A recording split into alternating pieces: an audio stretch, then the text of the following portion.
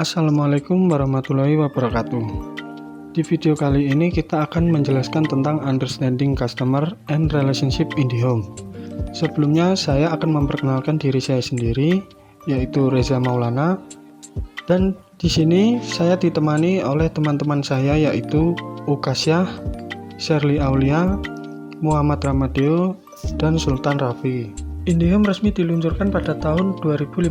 IndiHome juga merupakan salah satu program dari proyek utama Telkom, Indonesia Digital Network tahun 2015. IndiHome adalah salah satu produk layanan dari PT Telkom Indonesia Persero Tbk yang berupa paket layanan komunikasi dan data. Visi dan misi dari IndiHome. Yang pertama, visi dari IndiHome sendiri yaitu akan menjadi perusahaan yang unggul dalam penyelenggaraan telecommunication, information media, edutainment, and service di kawasan regional. Kemudian untuk misinya sendiri, yang pertama menyediakan layanan Times yang berkualitas tinggi dengan harga yang kompetitif. Yang kedua, menjadi model pengelolaan korporasi terbaik di Indonesia. Oke, selanjutnya yaitu ada customer. Customer yaitu seseorang atau organisasi yang membeli barang atau jasa dari toko atau bisnis tertentu. Pandangan lain berpendapat bahwa konsep customer yaitu individu, keluarga, atau perusahaan yang membeli suatu produk, baik itu ide, komoditas, atau layanan dari penjual ataupun pemasok tertentu. Baik, selanjutnya ada customer decision making. Yang pertama, need recognition and information share. Jadi, calon pelanggan IndiHome menyadari bahwa saat ini hampir segala aktivitas membutuhkan layanan internet yang cepat dan berkualitas di rumah mereka.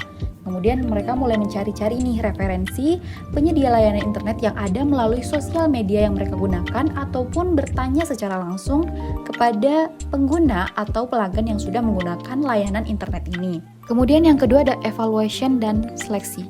Jadi setelah memperoleh berbagai informasi dan referensi penyedia layanan internet ini, mereka mulai mengevaluasi nih dan menentukan pilihannya berdasarkan keunggulan yang ditawarkan. Misalnya, harga yang lebih rendah, manfaat tambahan yang didapat dari layanan tersebut, ketersediaan layanan, ataupun hal-hal yang bersifat pribadi atau personalisasi.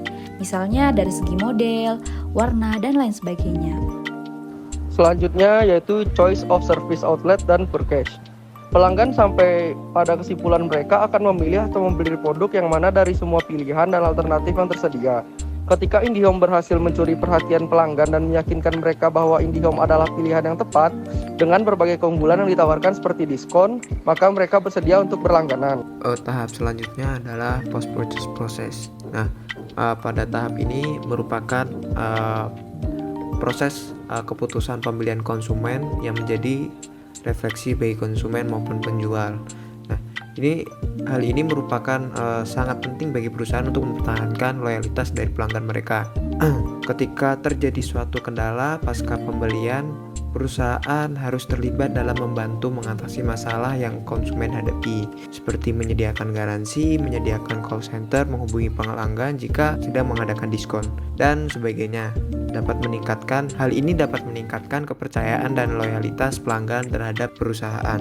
Nah, pada tahap ini di IndiHome mereka mempresentasikan bagaimana kesan atau pengalaman pelanggan setelah menggunakan layanan IndiHome. Nah, ini berkaitan dengan keadaan psikolog pelanggan. Misalnya setelah menggunakan layanan IndiHome di rumah mereka, aktivitas yang digunakan akses internet menjadi lebih baik atau terbantu dengan adanya layanan IndiHome, dan akan terus menggunakan layanan IndiHome untuk kedepannya. Baik, di sini saya akan menjelaskan tentang a look into future, yang dimana terdapat 3 kategori. Yang pertama adalah age distribution, kedua household, ketiga education, occupation, and income. Pertama-tama saya akan membahas tentang age distribution, yang dimana IndiHome menyasar seluruh segmen dari orang dewasa, kaum milenial, dan bahkan anak-anak pada masa mendatang. Yang kedua ada household, yang dimana perusahaan menyasar seluruh segmen dari orang dewasa, kaum milenial, dan bahkan anak-anak pada masa mendatang. Dan yang terakhir tentang education, occupation, and income, yang dimana layanan IndiHome menjangkau daerah yang memiliki tingkat konsentrasi yang tinggi terhadap pendidikan, menyediakan promosi yang relevan dengan minat pelanggan segmen pasar mulai dari pelanggan kalangan menengah ke atas. Oke, yang terakhir kita masuk ke masalah dan solusi, yaitu yang pertama yang masalah. pelanggan IndiHome yang semakin tidak loyal dan berpindah ke kompetitor yang akibat dari performa pelayanan IndiHome yang semakin berkurang.